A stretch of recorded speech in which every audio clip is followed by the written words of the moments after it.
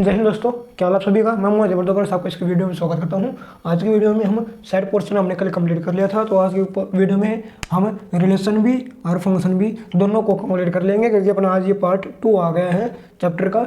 और पार्ट 3 के अंदर मैंने आपको क्या बताया था, पार्ट 3 के अंदर मैंने आपको बताया था कि हम क्वेश्चन करेंगे based on the chapter. Okay, तो यदि आज हम पार्ट 2 को करते हैं जिसके अंदर हम खाली रिलेशन करेंगे, तो हमारा पार्ट 3 के अंदर फंक्शन ही कंप्लीट हो पाएगा। इसलिए आज की वीडियो थोड़ी लंबी हो जाए तो आप कोई टेंशन ना लेना। आज की वीडियो को हम कंप्लीट करेंगे पूरा चैप्टर। कल हम करेंगे PYQs और कुछ चैप्टर की थोड़ी बेस्ट क्वेश्चंस कुछ करेंगे। और चलते हैं अपनी वीडियो पे, ज़्यादा टाइम व्यतीत न करेंगे। और यहाँ पर मैं एक लिख लेता हूँ, set A equals to 1 2 3 and relation R से डिनोट होता है। और ये रिलेशन अपने पास ये आया है, नन्ना मुन्ना भाई साहब अपने पास चल के आया है।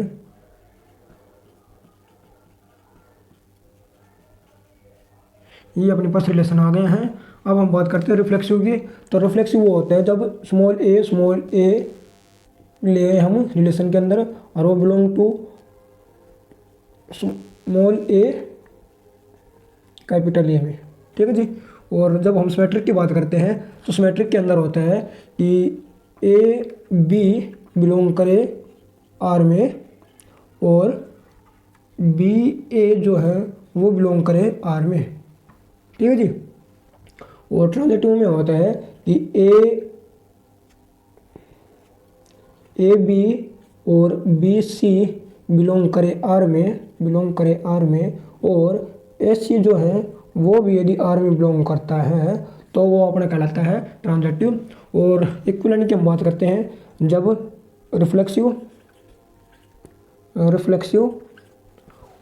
सिमेट्रिक और ट्रांजिटिव तीनों बिलोंग करे R में, वो अपना कहलाता है इक्विवेलेंट रिलेशन, ठीक है जी। अब हम आपको प्रूफ दिखाएं तो प्रूफ के अंदर आप देख सकते हो कि ये रहा हमारे पास प्रूफ। आपको आज ग्रुप में मिल जाएगा। इस चैप्टर की कंप्लीट नोट्स मैं आपको प्रोवाइड करके दे रहा हूँ ग्रुप के अंदर। अब ये कहोगे कि कौन सा ग्रुप, तो आपको डिस्क्रिप्शन बॉक्स में एक लिंक गिवन होगा जिसके ऊपर लिखा होगा Mohit classes YT group on WhatsApp. उस लिंक को आप क्लिक करके और मेरे पास ज्वाइनिंग रिक्वेस्ट भेज देना। व्हाट्सएप पर आपका ग्रुप बना हुआ है सभी बहन भाइयों के लिए मोहित क्लासेस चैनल का, जिसके ऊपर मैं बड़े हैंड रिटन नोट्स प्रोवाइड करता हूँ और साथ के साथ कुछ Q&A सेशंस मैं वहाँ पर प्रोवाइड करता हूँ। जो Q&A क्वेश्चंस मैं प्रोवाइड करता हूँ उसमें कुछ तो आपकी जो मतलब क्या कहते हैं हॉबी या आपका जो इंटरेस्ट है उसके ऊपर डिपेंड होते हैं। और कुछ क्वेश्चन आपके जो आप गोल लेके चल रहे हो, आप NDA के एस्पिरेंट हो या 12th क्लास के एस्पिरेंट हो, सॉरी 12th क्लास में तो स्टूडेंट्स होते हैं, तो 12th क्लास के स्टूडेंट्स हो या आप सीडीएस के स्टूडेंट्स हो, आप JEE के एस्पिरेंट्स हो, कोई भी गोल आपने डिसाइड कर रखो हो या कोई भी ऐसा गोल जिसके लिए आप तैयारी कर रहे हो, उसके ऊपर मिलेंगे आपको क्वेश्चंस। तो याद रखना जरूर, आपको जरूर लिंक पर क्लिक करके मेरे पास रिक्वेस्ट भेजनी पड़ेगी, क्योंकि बिना आपके रिक्वेस्ट के मैं आपको ग्रुप में ज्वाइन नहीं कर सकता। इसलिए आप अपनी रिक्वेस्ट भेज देना। अब हम कुछ क्वेश्चंस करते हैं अपने इस टॉपिक के रिलेटेड।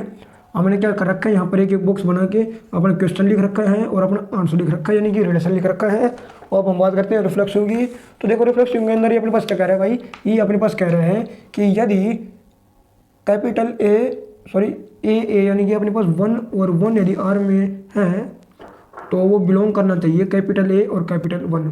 ये अपने पास यदि बिलोंग करता है तो अपना रिफ्लेक्सिव है, अपना क्या है रिफ्लेक्सिव है। और यदि अनबिलोंग करता है, ये एक सेकेंड इसको थोड़ा मैं चेंज करके लिख लूँ नीचे, आपको सही समझ में आ जाएगा।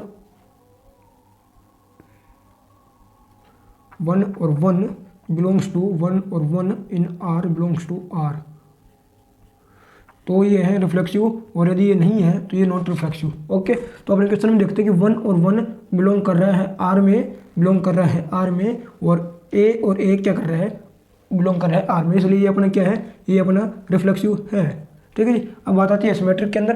तो सिमेट्रिक के अंदर देखो आपको वो पॉइंट उठाना है 1 और 1 यदि हम लेते हैं A और B की वैल्यू और उसको बिलोंग करवाते हैं R में, तो 1 और 1 अपने पास बिलोंग कर रहा है, परंतु 1 और 1 यहाँ पर भी बिलोंग करेगा, क्योंकि AB बिलोंग कर रहे हैं और BA बिलोंग कर रहा है, वैल्यू चेंज हो जाएंगी, इसलिए ये है सिमेट्रिक।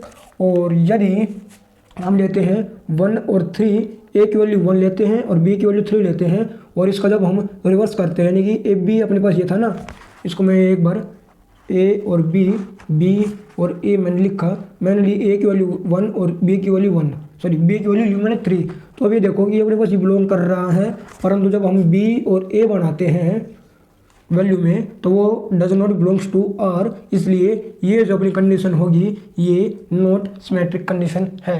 ठीक है जी।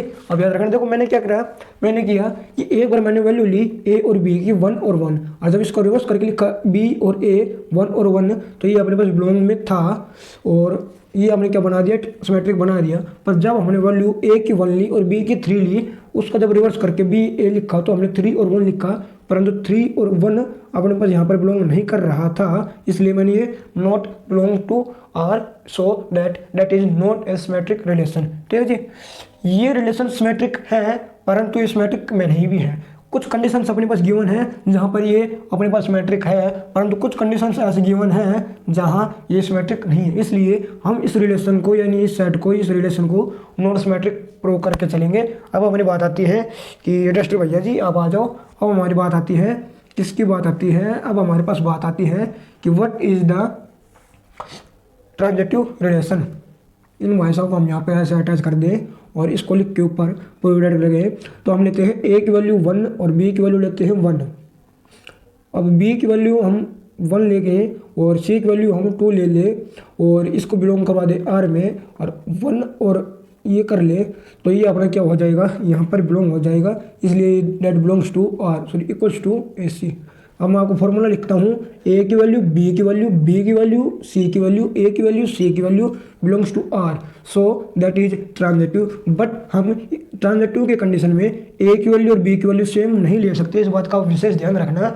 हम ट्रांजेक्टिव के केस में ए की वैल्यू और बी की वैल्यू इक्वल नहीं रख सकते, इस बात का आपको विशेष ध्यान रखना है।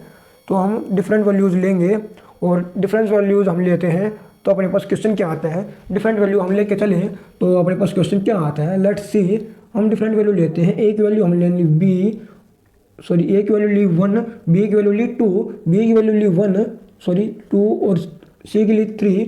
हम ए सी के बराबर की बात करते हैं तो 1 और 3 अपने पास बिलोंग करता है आर के अंदर। यहाँ पर आप इसको मैं एक बार सही करके लिख दूँ, आपको समझ में आ जाएगा। 1 1 1 2 1 3 2 2 2 3 3 3। ठीक है जी, ये मैंने यहाँ पर रिलेशन लिख दिया है। अब देखो हमने ए बी की वैल्यू ली 1 और 2, 1 और 2, बी की वैल्यू ली 2 और 3, 2 और 3। यहाँ पर हमने देखा कि 1 ए की वैल्यू और सी की वैल्यू हमने लिखी है, तो ये अपने पास यहाँ पर थर्ड स्टेप पर वेरीफाई हो रहा है, यानी कि बिलोंग कर रहे हैं आर के अंदर, इसलिए हमने कह दिया कि दैट रिलेशन इज ट्रांजेक्टिव। अब बात आती है इक्विवेलेंट की, तो हमने क्या देखा कि ये जो अपना रिलेशन गिवन था, ये रिलेशन अपने पास रिफ्लेक्सिव है, रिफ लिखा हमने यस, सिमेट्रिक लिखा नो, और ट्रांजेक्टिव लिखा ट्रांस लिखा yes. So that is not A equivalent relation, but it is a reflexive relation, it is a transactive relation. So we can say that relation is not a equivalent relation because when the relation, मतलब हिंदी में बता दूँ आपको कि जब reflexive भी एक relation reflexive भी हो, सिमेट्रिक भी हो और ट्रांजेक्टिव हो, तीनों कंडीशंस यस हो ना रिलेशन की, तो वो इक्विवेलेंट कहलाता है। और तीनों में से यदि एक भी ना हो तो वो क्या कहलाता है, not a equivalent relation. Okay जी, सो आपका रिलेशन कंप्लीट हो गया है, मुबारक हो आप सभी को। क्वेश्चंस करेंगे हम कल। रिलेशन के अंदर अपने पास सिर्फ इतना ही पूछा जाता है, बेसिक फंडा यदि आपको मैं रिलेशन का बता दूँ तो वो होता है कि ये सब इरेज कर लेते हैं हम एक बार। अरे बाबा ये आंधे लोग कहाँ से, अरे बाबा ये लोग आते कहाँ से। हमने लिखा सेट एक, सेट ये हमने सेट लिखा और रिलेशन लिखा हमने 1 और 1। अब रिलेशन लिखने के लिए आपके पास एक फॉर्मूला होता है, ए को ए के साथ मल्टीप्लाई कर दो, तो ए को ए के साथ मल्टीप्लाई करेंगे तो अपना रिजल्ट क्या आएगा। ये मल्टीप्लाई ऐसे नहीं होते, ये मल्टीप्लाई ऐसे होते हैं। तो इसको उठा के इसके साथ लिखा तो अपने पास आया 1 और 1, इसको उठा के इसके साथ लिखा तो अपने पास आया 1 और 2, इन भाई साहब को उठा के इनके साथ लिखा तो 2 1 आया। 2 और 1 आया, और इस भाई साहब को इस भाई साहब के साथ लिखा तो 2 2 आया। तो ये जो है ये अपना रिलेशन आता है इन भाई साहब का। ये होता है बेसिक फंडा कि ए को ए के साथ मल्टीप्लाई कर दो, आपका रिलेशन आ जाएगा। तो हमने मुबारक हो आप सभी को, हमने रिलेशन का टॉपिक कंप्लीट कर लिया है। और अब हम कंप्लीट करने जा रहे हैं हमारा फंक्शन का टॉपिक।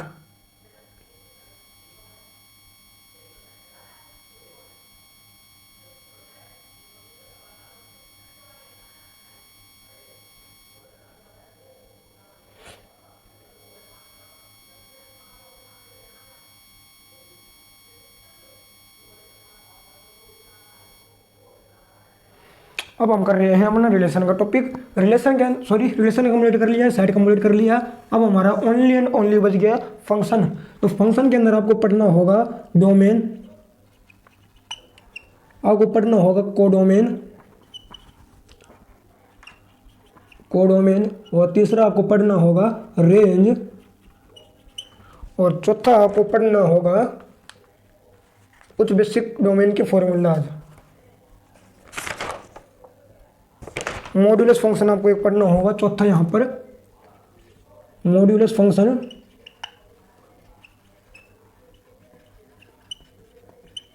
और एक पॉइंट अपना रह गया था कल पीछे, वो था अपने पास डी मॉर्गन्स लॉ। सेट के अंदर ये आ जाता है, ये होता है अपने पास पांचवा डी मॉर्गन्स लॉ।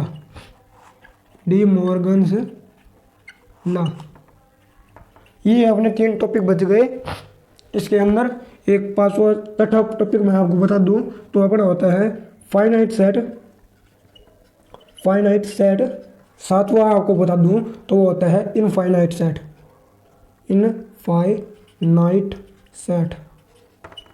ओके जी, ये अपने कुछ है। अभी सबसे पहले हम कर लेते हैं अपना फाइनाइट। तो फाइनाइट वो होता है जिसमें डिफाइनेबल या काउंटेबल नंबर ऑफ सेट हो, वो that is known as finite set. A set in which the countable number of sets are available, that set is known as finite, and uncountable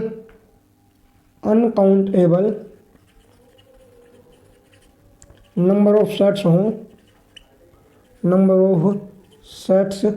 हो वो known as infinite set. Hindi में बताऊं तो ये एक ऐसा सेट जिसके अंदर हम सभी सेट्स को गिन सके, गिवन सेट्स जितने भी हैं उनको गिन सके। यानी कि एग्जाम्पल की हम बात कर ले तो एग्जाम्पल की हम बात करें तो मान लो अपने पास एक लॉन्ग ब्रैकेट गिवन आया, इसके अंदर 1 2 3 एक सेट ये दे दिया, एक सेट 1 2 4 5 6 एक ये दे दिया, एक सेट अपने पास दे दिया 7 8 9 1 और 2, और ये ब्रैकेट बंद कर दिया। अब देखो ये एक सेट दिया है ना अपने पास, तो इसके अंदर हम गिन सकते हैं कि सेट 1 सेट 2 और सेट 3 3 सेट हैं। तो ये अपना फाइनाइट सेट का एग्जांपल हो जाएगा। परंतु जब आपके पास एक सेट गिवन हो कि 1 2 3 ब्रैकेट बंद ABC एंड ब्रैकेट डॉट लगा के ये कर दिया। अब इस कंडीशन में आप गिन नहीं सकते कि आपके पास कितने सेट गिवन हैं, और ये जो होगा ये इनफाइनाइट डी मॉर्गन अच्छा एक मैंने कर दिया कि यहाँ पर ये जो सेट अपने कहलाएगा वो कहलाएगा इनफाइनाइट सेट। ठीक है जी, ऐसा सेट जिसके अंदर हम सभी जो गिवन सेट्स उनको गिन नहीं सकते वो कहलाता है इनफाइनाइट, और जिनको हम गिन ले वो कहलाता है फाइनाइट सेट। ये एक टॉपिक अपना रह गया था।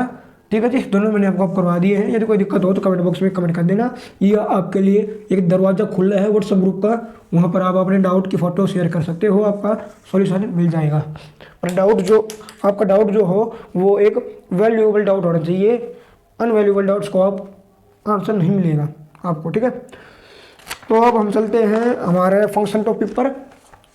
फाइनाइट मैंने अब इरेज नहीं किया, इनफाइनाइट को 2 बार इरेज कर दिया, चलो कोई नहीं।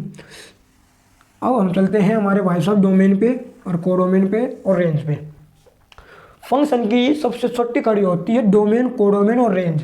डोमेन वो होता है all type of inputs all type of inputs known as domain set of all input,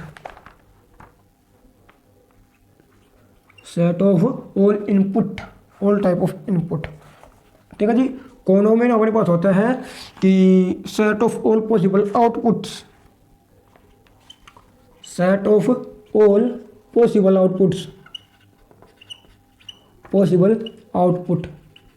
और रेंज अपने पास होता है, आप बता दो in comment section, actual output. Range होता है एक्चुअल आउटपुट, यानी कि जो अपने को ये भाई और ये भाई क्या होते हैं, एक जैसे दिखने में होते हैं, इनका भाई भाई भाई का नाता होता है, बोल दिए हम भाई भाई का नाता इन दोनों के बीच में होता है। डोमेन में और रेंज के अंदर भाई भाई का नाता होता है। देसी भाषा में हम बोल के चलते हैं यहाँ पर भाई भाई का नाता कैसे होता है। आप मान लो आपके पास एक क्वेश्चन गिवन है,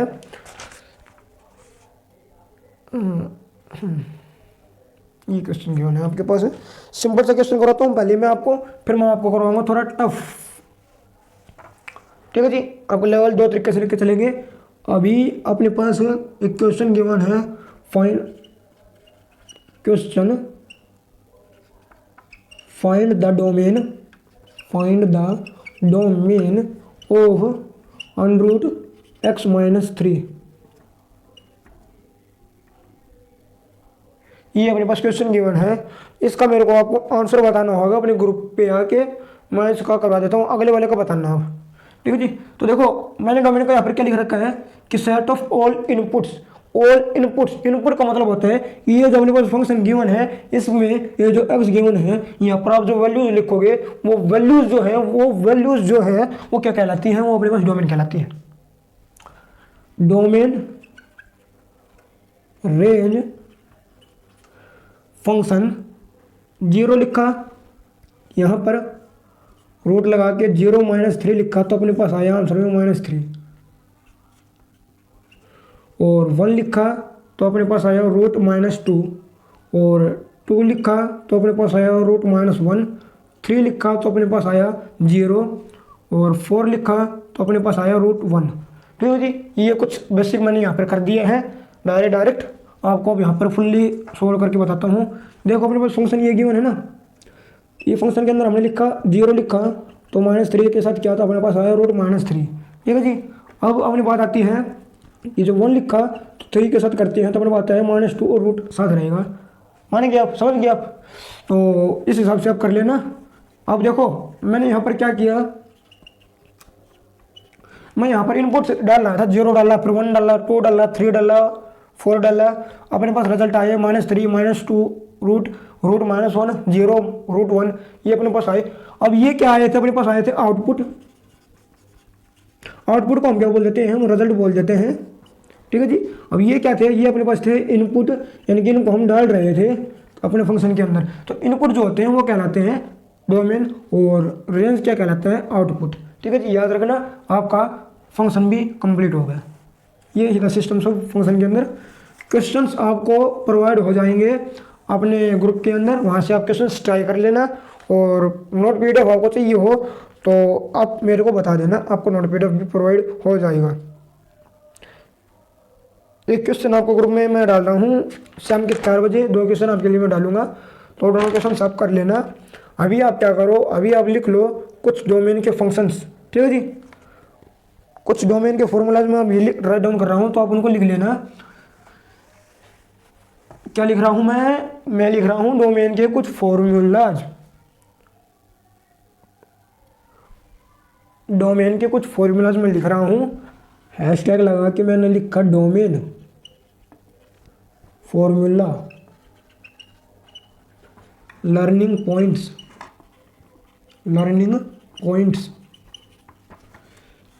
कट लगा के सेट कर दिया।